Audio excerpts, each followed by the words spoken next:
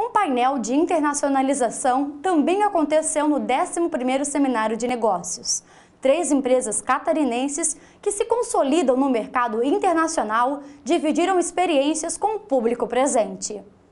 A WEG de Jaraguá do Sul, que se destaca no mercado de motores, a Raco Etiquetas de Blumenau, que se tornou referência em etiquetas tecidas, e a Tigre de Joinville, que é líder no mercado de tubos e conexões, foram as 3 empresas que participaram do painel de internacionalização nesta edição do CENI. Eu fui para a Argentina, primeiro eu fui para o Chile, fiquei um tempo no Chile e depois eu fui para a Argentina.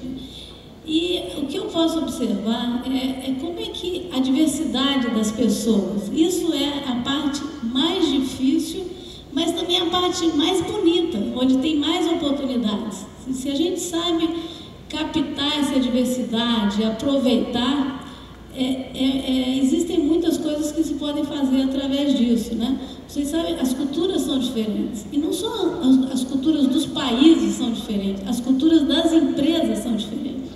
A nossa experiência fora do Brasil, em relação ao risco político, risco econômico, muita coisa pode ser calculada e estudada antes da internacionalização. Mas acho que o ponto central e a maior dificuldade, sem dúvida, são as pessoas, né, que é o ponto central de qualquer corporação. E até seguindo um pouco o que a Maria falou também, eu acho um grande case de sucesso, é o caso da IKEA, né, que é um gigante varejista europeu, a sede na Suécia, e manda missionários, Maria, para cada empresa que eles abrem no mundo para difundir a cultura da empresa.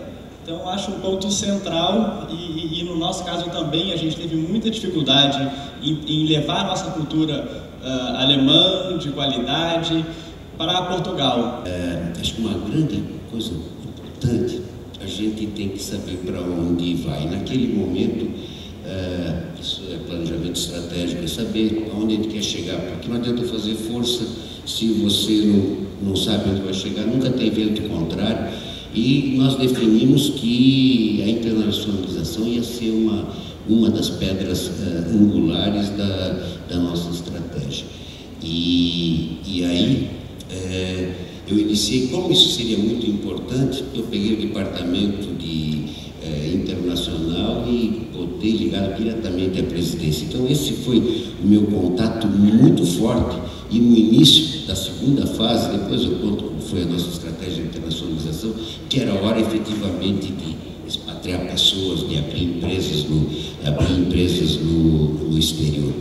Durante o painel, os representantes de cada empresa puderam contar como foi o processo de internacionalização de cada organização.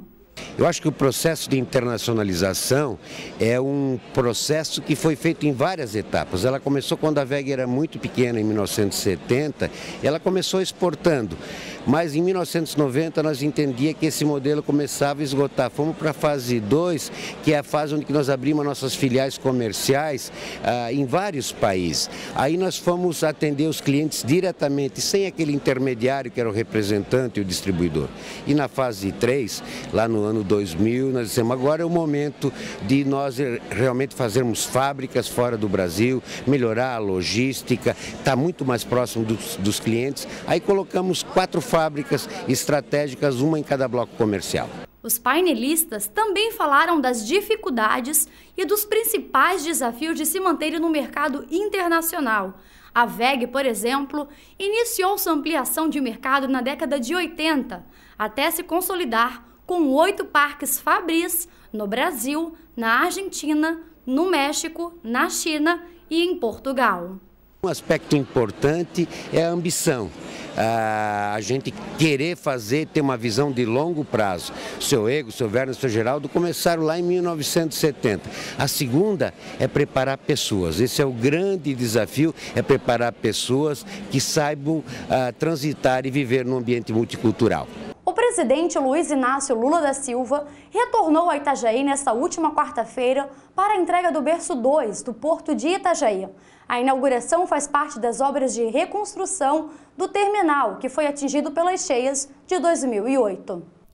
Depois de quase 2 anos de obras e algumas paralisações, o berço que faltava ser concluído foi entregue.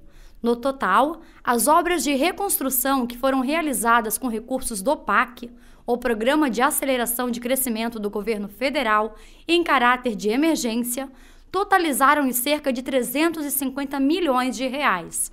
A cerimônia de entrega da reconstrução contou mais uma vez com a presença do presidente da República, que em seu discurso explicou o porquê da demora da obra ser inaugurada. Nós temos licitações, nós temos Ministério Público, nós temos briga entre os empresários, nós temos Tribunal de Contas, nós temos a questão ambiental, ou seja, não é fácil. Para nós seria cômodo fazer como sempre foi feito no Brasil, sabe?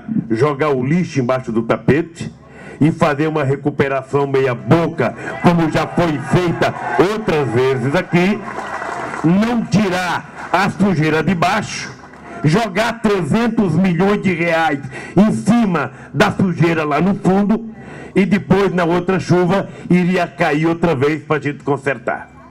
Então eu fiz questão de vir aqui hoje para inaugurar definitivamente a parte que cabia ao conserto de reparação de danos causados pela chuva de 2008. Portanto, missão cumprida, o porto está recuperado e nós esperamos que aqui cheguem muitos navios e saiam muitos produtos produzidos em Santa Catarina. O Porto de Itajaí, a partir de agora, volta a operar com seus 4 berços de atracação e também com melhores condições na sua estrutura, o que deve dobrar as movimentações no terminal. Com a entrega do berço 2, que conta com 228 metros de comprimento, as obras de reconstrução do porto foram concluídas. As obras possibilitaram que parte do cais pudesse ser feito com estacas maiores do que as originais, medindo então mais de 50 metros. Nesta obra de reconstrução foram retirados 60 mil metros cúbicos de escombros, de outras enchentes e da antiga estrutura portuária. O berço 2, que foi entregue no mês de setembro, também recebe algumas adaptações e investimentos para passar a operar com sua total funcionalidade. O berço, que nós chamamos agora de berço 2, foi o primeiro berço inaugurado, ele está sofrendo agora algumas adaptações que o TECONV está fazendo para os seus equipamentos. A Secretaria de Portos concluiu completamente a obra no ponto de vista da engenharia e agora estão sendo montadas algumas adaptações para os equipamentos do TECONV, tais como os trilhos, que são trilhos especiais que vieram da Holanda, se não me engano, e outras adaptações que estão fazendo uma laje de transição e tal. São algumas pequenas adaptações absolutamente por conta deles e por interesse próprio do TECONV. O berço 2, inaugurado nesta semana, já está totalmente concluído e já pode operar com sua capacidade total. O que nós chamamos de berço 2, o atual berço 3, encontra-se totalmente concluído e já está em condições de operar. Se quisesse operar amanhã, pode operar e deve estar atracando o primeiro navio já semana que vem aqui no atual berço 3. O Porto de Itajaí está entre os 20 portos mais importantes do Brasil e recentemente foi contemplado pelo Programa Nacional de Dragagem, instituído pela Secretaria Especial dos Portos, para aprofundar o canal de acesso. O setor portuário, como um todo, é um exemplo eloquente do que se tem feito. Por exemplo, um dos maiores gargalos que se tinham nos portos brasileiros era a questão da profundidade dos nossos portos. Eram portos muito rasos e que só podiam vir para cá navios pequenos, portanto, gerando ineficiência, aumentando os nossos custos. O presidente Lula criou o Programa Nacional de Dragagem e hoje nós estamos concluindo a dragagem dos 20 mais importantes portos brasileiros, e Itajaí é um deles, com investimento de R$ 1,6 bilhão de reais.